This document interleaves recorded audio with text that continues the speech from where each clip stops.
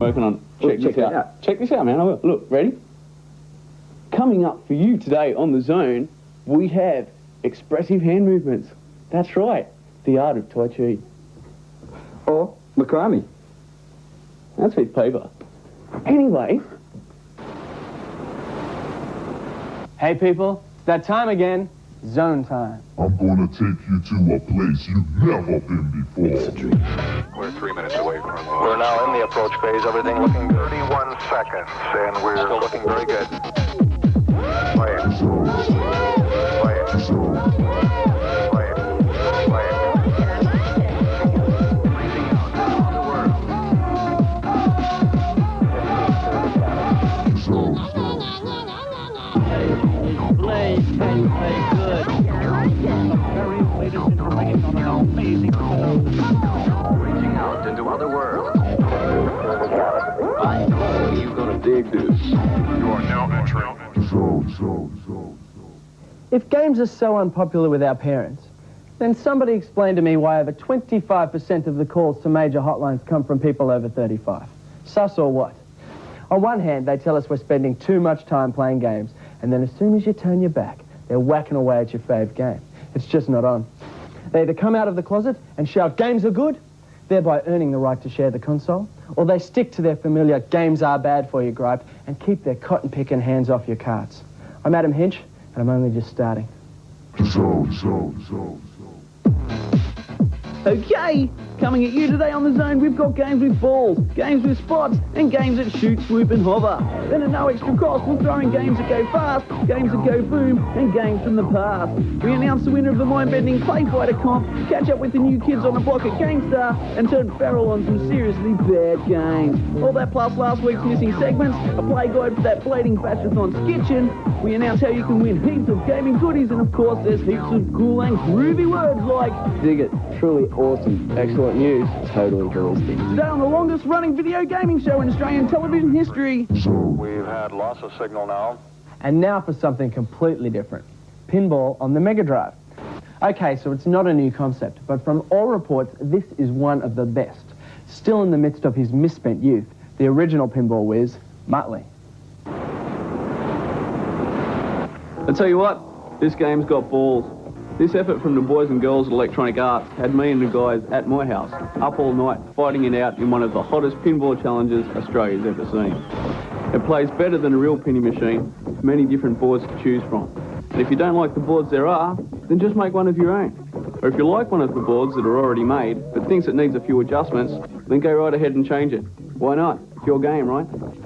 There's heaps of options, like for example the up to 4-player mode, which makes this a triumph for all pinball freaks, such as myself, and a must for all that play the father of all video games. As far as the competition at my house, well, I was triumphant, pulling out a huge effort of clocking one board and being 9 million away from clocking a second. That totally shattered and disappointed my mates and fierce opponents, Snoop and Twisty. But as they say, fellas, there's only one winner, and that's me. Losers. This ranks big time with a 90. If your 8-bit went up in flames, leaving you with loads of games, but nothing to play them on, here's the answer. This is the TriStar, a nifty little contraption that allows you to play your 8-bit games on your Super Nintendo. You simply plug it in, fire up, and before you can say obsolete, your fave 8-bit games are back where they belong. This time we've got the word interactive. This word is mainly applied to CD games because a lot of CD games run in the format of a movie of which you control the outcome, like Tomcat Alley or Dracula Unleashed. These games are interactive. A mental atmosphere.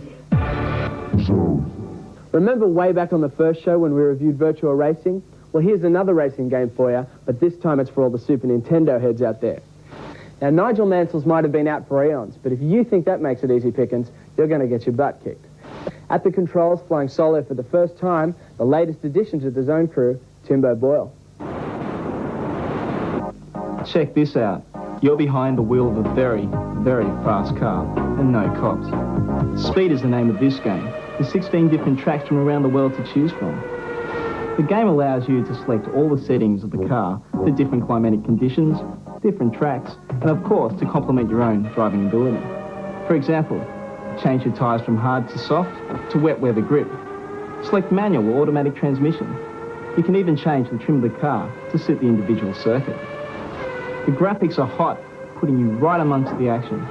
It has heaps of options to choose from, like entering your name or even getting advice from the legend himself. Although it has its downsides like no crashing and the sound lacks grunt, all in all, it's one of the better racing games. I'll give it an 82. Here's some zonal speech for you. Ni först med valgäs med faktiskt med eller först med i vet. I like it. I told you. Back in a flash with Jungle Strike, Mario All-Stars, and a blade-by-blade guide to Skitchin. Coming at you in living Technicolor. This is The Zone.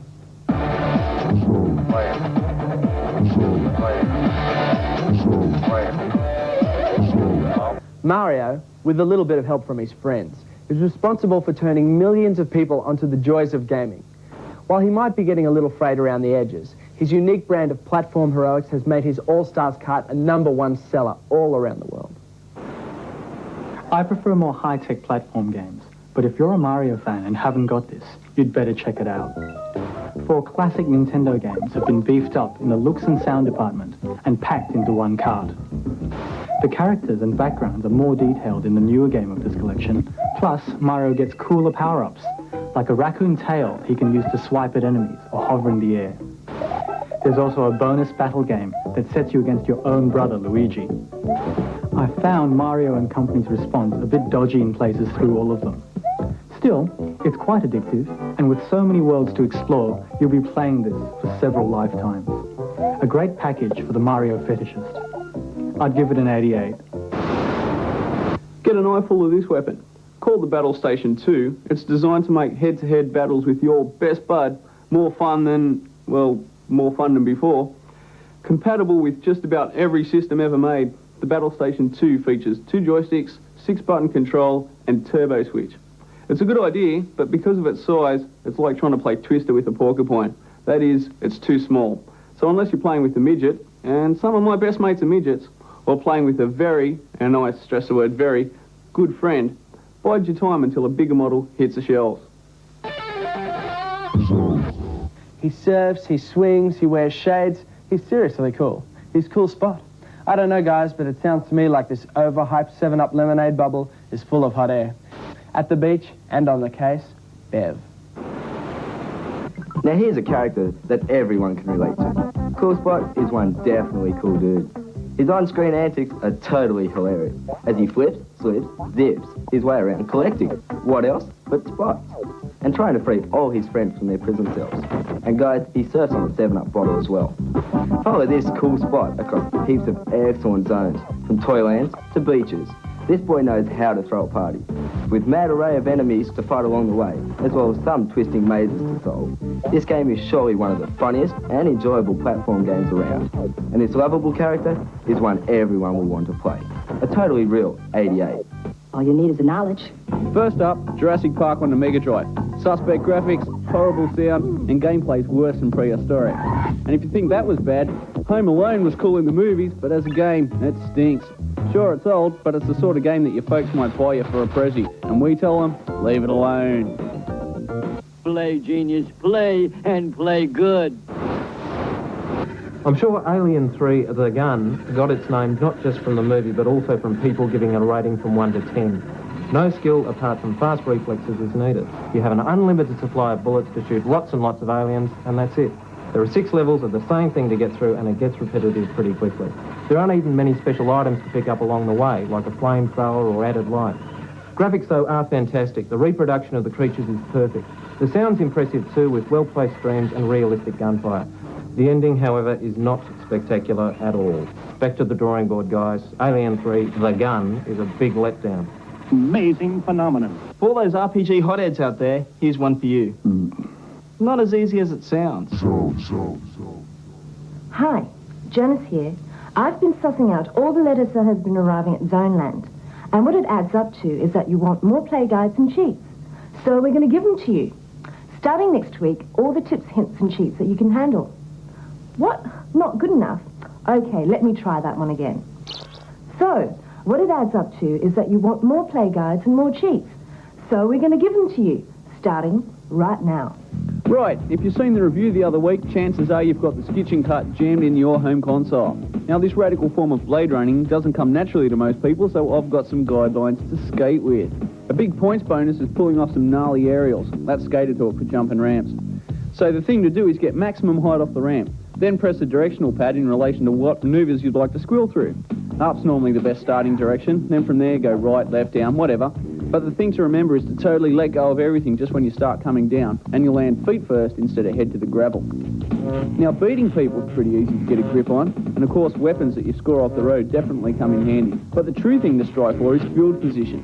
You can do as many jumps and thumps as you want, but if you come in last, it all counts for nicks. And the key to winning is, of course, practice. It's important to be able to get the faster moving car, which is usually one of the first ones that come past you. So you'll find that your A button is the most instrumental in putting you in first place.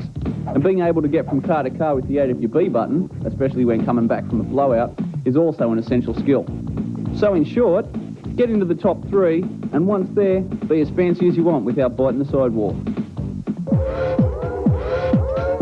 Okie dokes, we announce the lucky son or daughter of a gamehead who came up trumps in the clay fighter comp. We visit GameStar with the lovable Rogue the Mutt and check out Jungle Strike, Super Bomberman, Popeye the Pinball Machine and Ravenloft on the PC. And next week, on edition 7 of The Zone, we'll pull on the PJs and buckle up the black belt for a fighting extravaganza.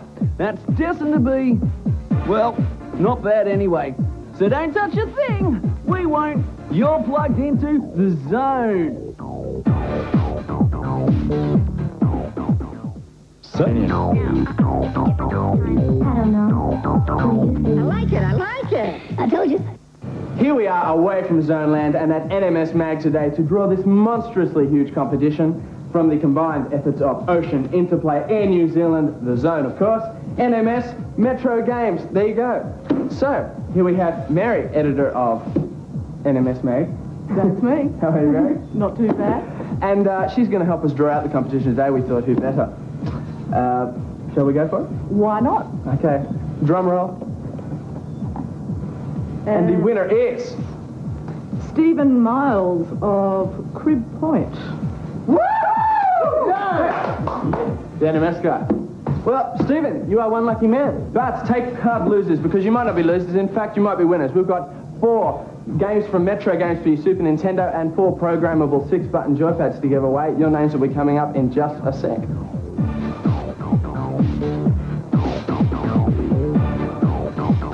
Well, that's it for the Clay Fighter comp. But we are going to have a competition from now on every week for giveaways and stuff. And the details of it go a little something like this. Thanks, Adam. Later on in the show, that nimble old ninja Amos is going to review his fave game.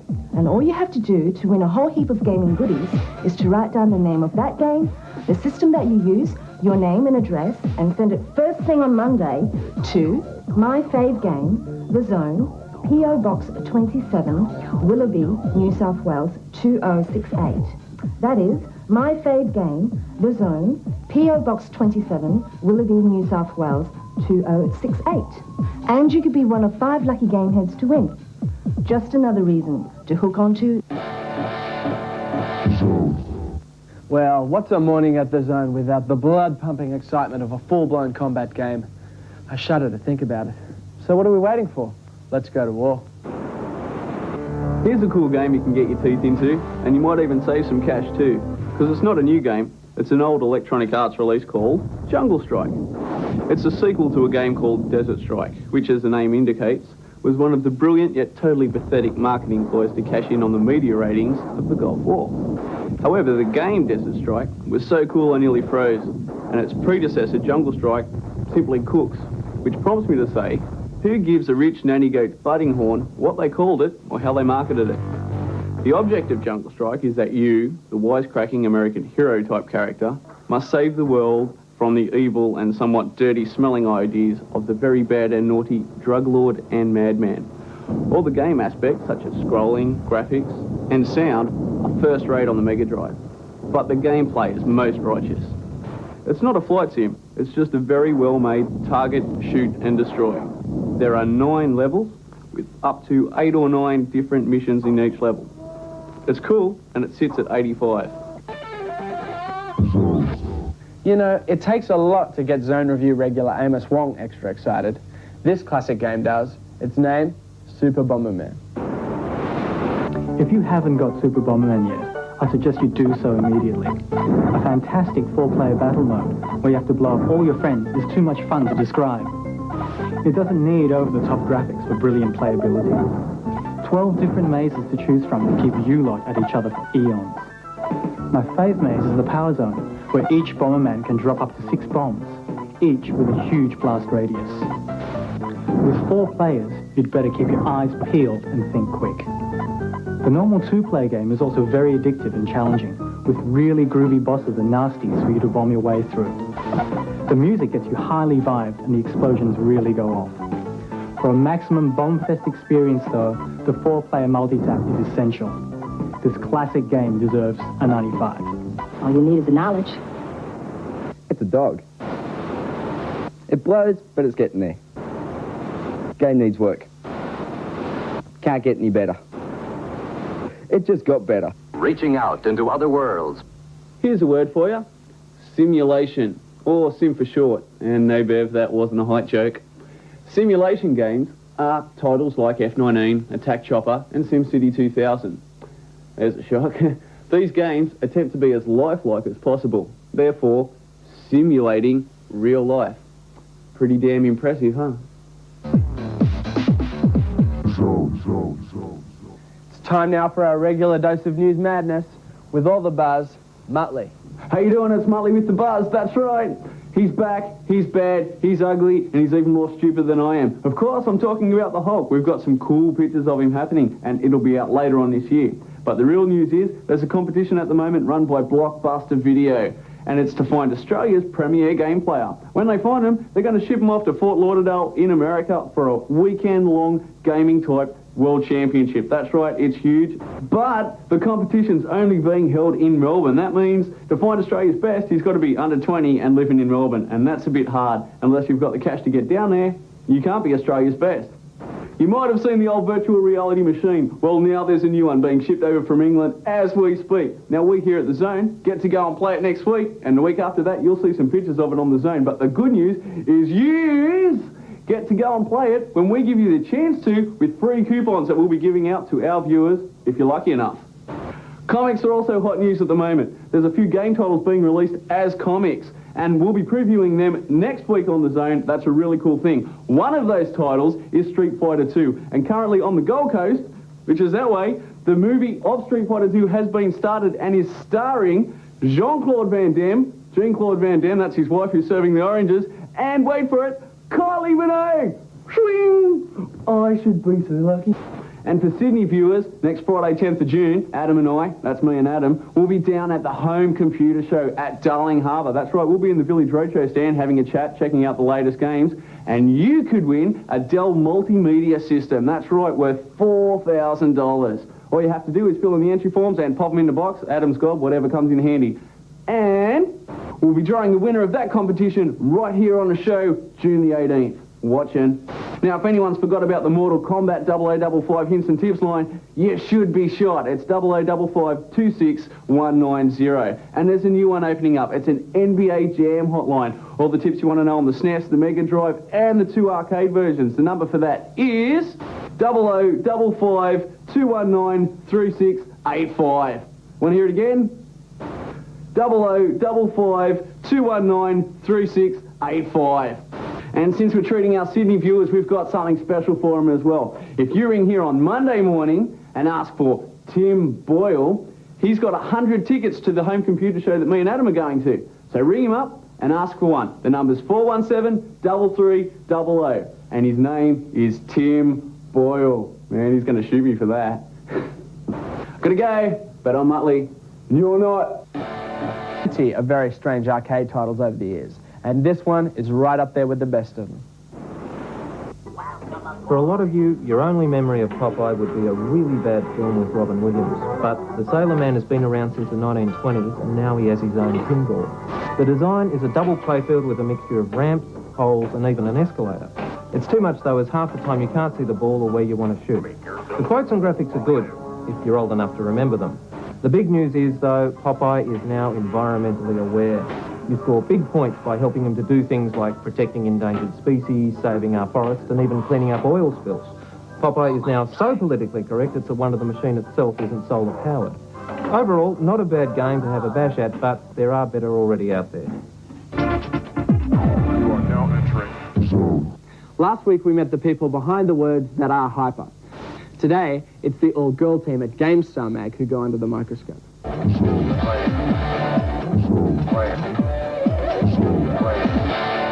How you doing, Gameheads? It's Muttley here again. We're here to check out some serious babiage. Swing, swing, swing, swing, swing, swing. Just joking. We're actually here to check out Edit GameStar. It's a serious name in gaming. Let's go, come on. See this? This is the GameStar backstage pass. You need one of these before you enter this room. Choose on privilege. So making a games magazine, people might think, oh yeah, play games, write reviews. It's a lot tougher than that. How tough have you found it? It's really tough. Producing a magazine is more than just playing the games that are in it. And certainly the team that we've got come from backgrounds in graphics and design and business management and that sort of thing. So we've got a really nice team of people supporting us on that front. And also we've got lots of reviewers and cheats people and stuff who are able to produce us the most current and up-to-date stuff before everybody else. Gaming is meant to be a bloke's field. I don't think so personally. But how do you find it? There's no reason why girls can't kick butt in games just as much as guys can. Correct. And are you we're finding having it hard? Yes? No? Finding it hard? What? No way. You don't cop any flack from the fellas or anything? Girls always cop flack from guys if they want to do anything that guys like to think they're best at. So, but no, we don't cop any more than we're used to. Sorry I asked. Congrats to the winners of the Clay Fighter Comp.